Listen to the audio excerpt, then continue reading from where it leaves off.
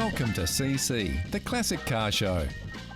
In this show, we meet a classic German with some very smooth lines.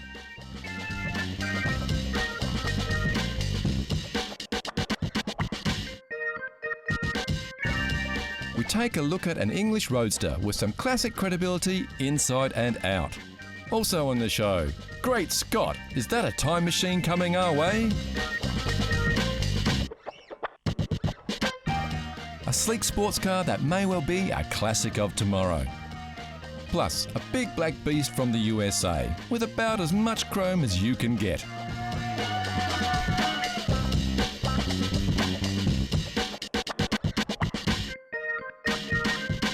So put down your remote control, slip on your driving gloves and relax for another episode of CC Classic Cars.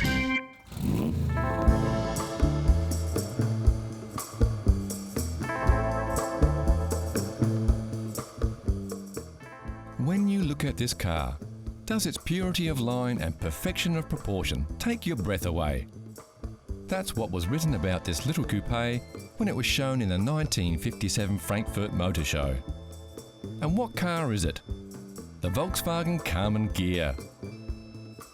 The Karmann Ghia was a 2+2 coupe built from 1955 to 1974. Marketed by Volkswagen, the Karmann Ghia was built by coach builders Karmann, based on a Volkswagen Type 1 chassis, better known as the Volkswagen Beetle. It is basically a Volkswagen chassis, running gear and engines with this rather sleek 2+2 GT body on it. And that's where it gets the name Karmann Ghia. It's from Wilhelm Karmann, coach builders in Osnabrück, and designed by Ghia in Turin. There is some controversy as to who designed the distinct lines of this classic car. The initial design is said to have been penned by several contenders, including Virgil Exner, Mario Buono, and Luigi Segre from Carrozzeria Ghia. But majority of opinion is in favour of Mario Buono, who worked for several Italian coach builders and bought Carrozzeria Ghia in 1944.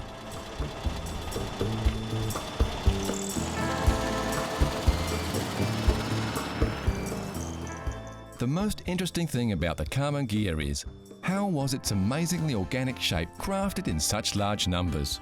Well, actually, a lot of work was done by hand. After the panels were moulded, they would be inspected for faults by cotton-gloved hands, and if there were any imperfections, they would be hand rectified. Then, the panels were dipped into a zinc phosphate primer and wet sanded by hand, creating an incredibly smooth glass-like surface. When perfect, the panels were sent to the cutting-edge dust-proof spray shop and received their first coat of paint. Then they were hand-sanded to perfection. The panels then received this paint process another 3 times. In 1962, the factory was able to mechanise some of the handcrafted methods, which increased production numbers. The Karmann Ghia shared all of the mechanicals that the Beetle had and was essentially a reskin of the people's car. This makes it a great classic car for do-it-yourself enthusiasts. We bought it in September 2003 and it had been fitted with a much larger engine, a 1916cc twin carburettor engine with an extractor exhaust system, and the suspension had been lowered. When we bought the car, the owner decided he wanted to keep the engine, gearbox and exhaust system, and so we basically bought the car and put in the standard 1200cc 40 horsepower Volkswagen engine and gearbox, and raised the car's suspension to the correct factory specifications. All up, over 480,000 Karmann Ghias were produced in Germany and Brazil, so finding a car isn't too hard. The biggest issue with these vehicles is usually the rust in the floor pan and body dents. As the car is so smooth and organic, even the smallest dent can be plainly obvious at the right angle. They are extremely reliable. I think it's because Volkswagen, the original concept was for a reliable, cheap to run motor vehicle. The air-cooled engine, it's very low revving really, and provided you are aware of this and drive it accordingly, it will just go and go and go. They're not a racing car, and if you treat them like that, well then you will have problems. Sharing most of its mechanical parts with the Volkswagen Beetle means you won't have to search the globe for parts, as Beetles sold in the millions, right across the world, and spares are available everywhere. A fashion car rather than a performance car, the Karmann Ghia was a contemporary classic, attracting discerning buyers with an eye for style and beauty. The design remained relatively unchanged for a decade. The Type 1 Karmann Ghia, which is this model, was built from 1955 through to, I think I'm right, in 1976 or thereabouts. But then they developed another one, a Type 3 Karmann Ghia, which had a slightly more radical design. It looked, if anything, a bit like an American Corvair, I think it was. I don't think that sold as well as this one. Karmann Ghias are readily available in most countries and range in price from about $5,000 US or about £3,000 right up to $25,000 US or £15,000. The favourite part of the Karmann Ghia that we own, I believe, are the front seats. They are just so comfortable on a long run. They're like armchairs. The Karmann, it's just a beautiful cruiser. The other favourite feature of mine with this car is its gearbox. It's an absolute delight to use. It's so precise and so light. It just makes driving a joy.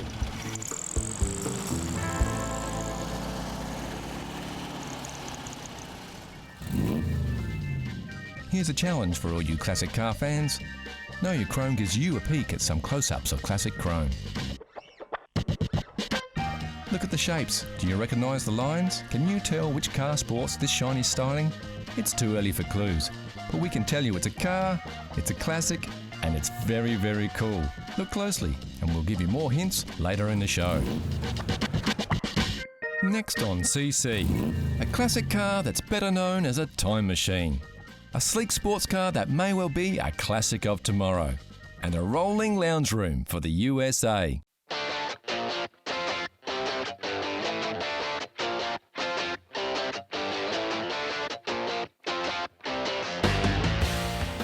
This is a DMC-12 DeLorean. It was produced by the DeLorean Motor Company and was the only model to come from the car maker during its brief history. It was manufactured in Northern Ireland, but the vast majority of cars were exported to the US. Over its brief history, 8,500 or a bit over 8,500 DeLoreans were made. The main year was in 1981, where over 6,500 were made, and production was reduced because the car company ran into trouble in 1982.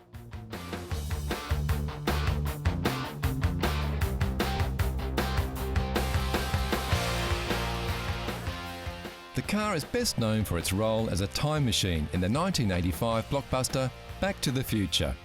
Apparently it was chosen because the producers needed a car that looked like a spaceship for one of the early scenes. A stainless steel body and doors that opened upwards. A DeLorean was an obvious choice.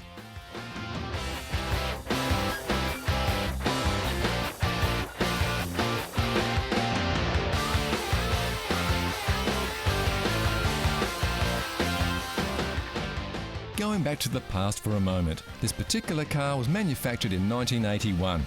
It's a 4-speed manual and it's powered by a 2.85 litre motor, which is a combination of Peugeot, Volvo and Renault engines.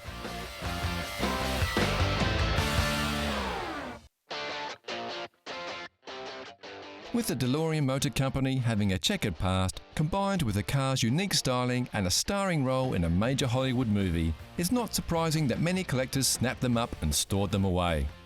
As a result, there are a lot of low-mileage DeLoreans out there.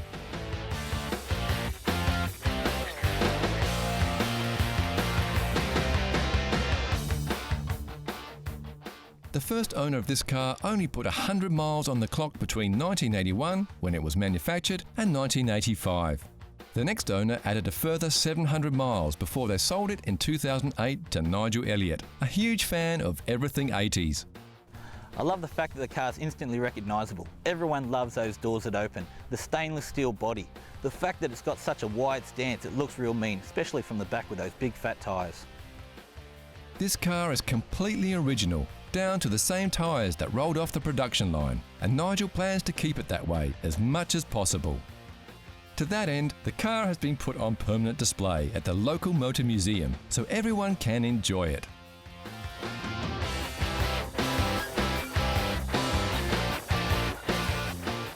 In the movie Back to the Future, the DeLorean was capable of time travelling once it reached the speed of 88 miles per hour. Of course, we had to ask Nigel if he's tried this in his car. Everyone asked me about the flux capacitor and taking it up to 88 miles an hour. In actual fact, on the Speedo, it only goes up to 85 miles an hour.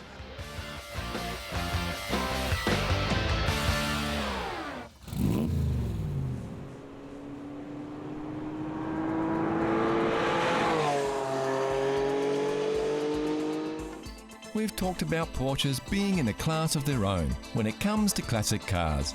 But it seems the German marque is going out of its way to create highly desirable and collectible vehicles of the future.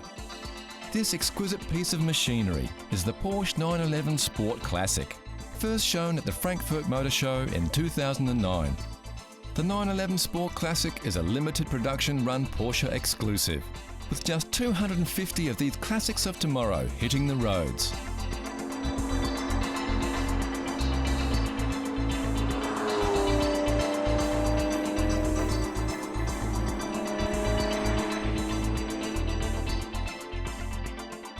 The 911 Sports Classic has several unique features setting it apart from the pack. Firstly, some styling enhancements, like the double dome roof, wider rear body and rear axle, and the distinct front spoiler stylings. The most noticeable feature is the fixed position rear spoiler, a nod to the classic ducktail of the 1973 Carrera RS. With a 3.8 litre direct fuel injected engine boasting 408 horsepower and 6-speed manual gearbox, the Sports Classic has plenty of power for the performance-hungry buyer. Numerous other features inside and out ensure this car will definitely gain the coveted title of classic car and be a highly collectible one at that.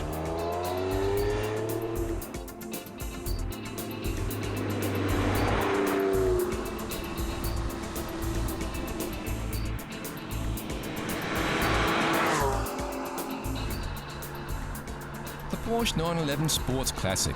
With classic in its name, it had to be a classic of tomorrow.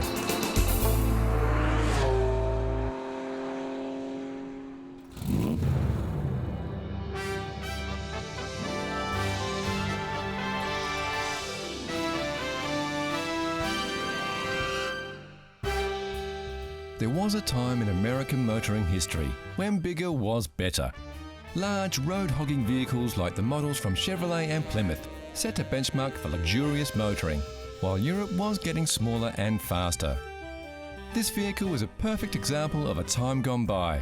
This is a 1954 Packard Clipper Deluxe, a top-of-the-line luxurious chrome-laden monster with an impressive presence.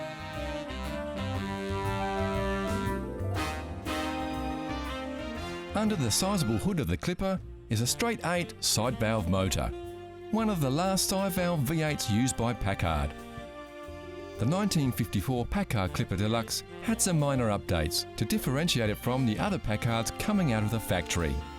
Unique taillights and rear bumper trim were added, and they were available in a unique two-tone paint option, although this limousine-style beast is all black.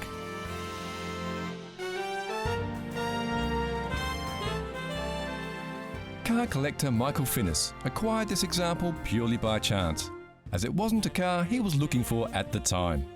I had a company called Collectible Classics, and I was buying and selling classics and sports cars, and an old chap walked in one day and wanted to sell me the vehicle.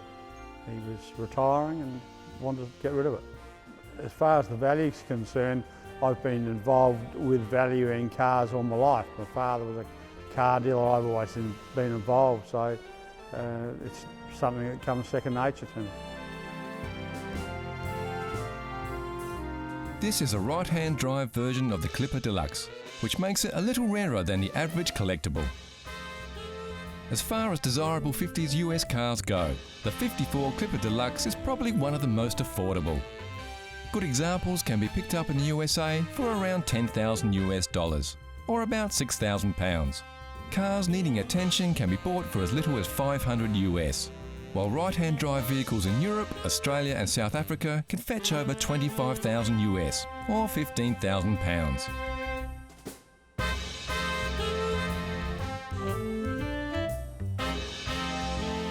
So it looks great. It can be picked up for a reasonable price. But what's it like on the road? I'm not likely to drive it again. It's quite an enjoyable car to drive, but it's typical of American cars of that era, very soft in the suspension, and I drove it probably 100 k's here, and I was almost seasick when I got here, but it's a typical yank tank, very floaty in the suspension.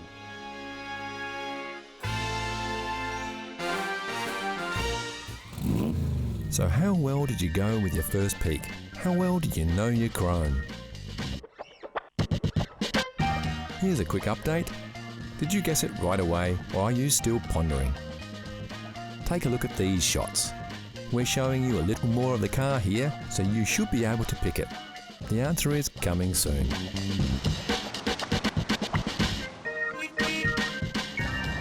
Next on CC, Classic Cars, a sports car with a very English background, and we reveal the Know Your Chrome mystery car. Some people have a knack for being in the right place at the right time and picking up a classic car that's been looked after from new. One of those people is Dennis Southern, and his lucky find was this lovely red Jensen Healey Roadster. I was the third owner from new, and because it was such a low mileage, even at 5 years of age, I thought that was going to make a good buy for a car to keep for a long time. This wasn't just your average low mileage vehicle. Most cars travel up to 9,000 miles or 15,000 kilometres a year on average. So in 1979, at 5 years old, this Jensen Healey should have clocked up at least 40,000 miles, or about 60,000 kilometres. They weren't seen as very popular initially. The first models that came out in 1973, they had a few engine and transmission problems with them. But the 74 model that came out, which was the Series 2, they'd sorted that out fairly well. But unfortunately, the first model did not give them a good reputation, so they weren't as highly regarded as what I believe they should have been. So this Jensen Healey was just like it had come off the showroom floor. And that's pretty much how it's been kept, with original paintwork and all original parts. With ever-increasing fuel costs and a hole left in the market due to the demise of the Austin Healey 3000, Jensen Motors decided to release a small car to appeal to a new demographic of car buyers, especially in the USA.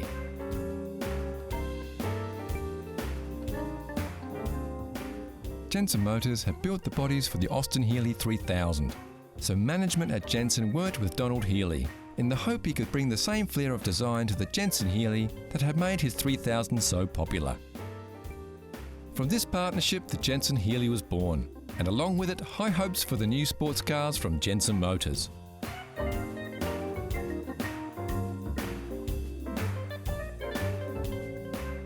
Some critics at the time compared it to the VW Porsche 914, the people's Porsche. Unfortunately, the Jensen Healey didn't sell anywhere near as well as its German rival. The car was more popular in the USA, as Jensen Motors had initially hoped, with over half the cars produced selling in the US market. This was followed by the UK, Australia and Japan. Generally speaking though, the Jensen Healey failed to capture the imagination of a car market that was flooded at the time with small two-seater sports cars from Europe, Japan and America. Yeah, they're not very common. When they were made, they were only made 10,000 of them, and they were sold worldwide. They're hard to keep in good condition. One of the characteristics of them is that their floor tends to rust out. So this one has got a floor that hasn't rusted as yet. So that's one of the things you've got to watch out for them, is the rust that develops in them, and this one is rust-free.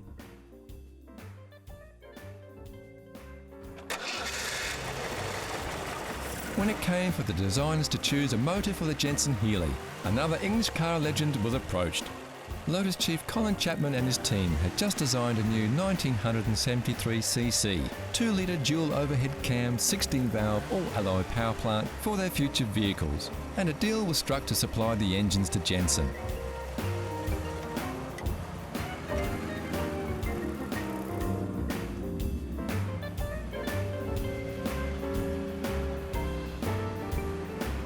This lightweight sports motor put up to 144 horsepower under the hood of the Jensen Healey, giving it a top speed of 119 miles per hour or 192 kilometres an hour. And the little convertible could accelerate from 0 to 60 miles per hour in 8.7 seconds. Like any classic car, the Jensen Healey has had its fair share of issues. So when looking for a car of this kind, there are a few things to watch out for, apart from the rust we mentioned earlier. If you're looking out for any particular problems that might arise from this model, you've got to keep an eye on the fact that the engine has been well maintained. They're not cheap to repair, the Lotus motor with the twin overhead cams. Mine has got the Delorto carbies. The later model had the Strongberg carbies, mainly because they had to change them to meet the pollution requirements of that era. But generally speaking, if you maintain it well and drive it accordingly, they're fairly durable. For a small run car, parts for it are relatively easy to find. Apart from the Lotus motor, the gearbox is from a Hillman Hunter and the chassis is based on the Vauxhall Viva. Parts are available from quite a few sources around the world, and there is a strong group of collectors in the United States that have Jensen Healeys, so supply chains can be better there. Even with a reputation as a poor performer in terms of handling, the Jensen Healey still retains that sports car feel. A 4-speed gearbox with a close ratio, driven by the Lotus power plant, gives the car vivid acceleration, whilst the front-end disc brakes ensure you could slow down when needed.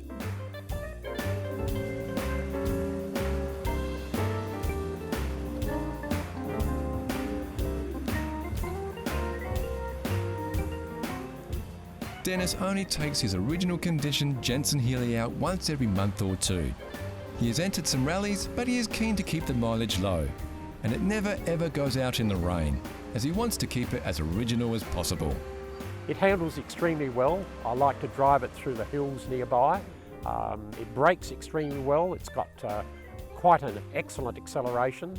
And generally speaking, sometimes if you catch up to another vehicle, you'll find that if he tries to shake you, it is rather difficult for him.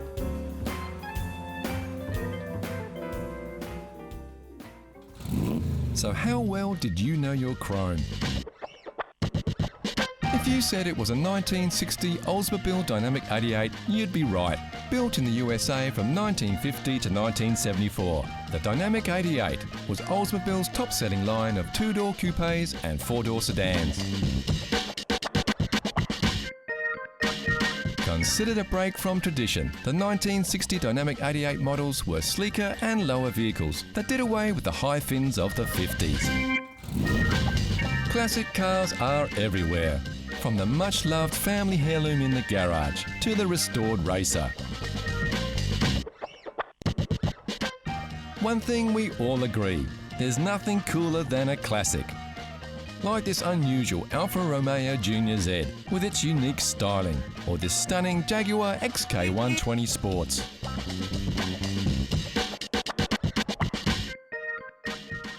As you know, you don't have to be an oil baron or an IT magnate to own a classic. You just have to love classic cars.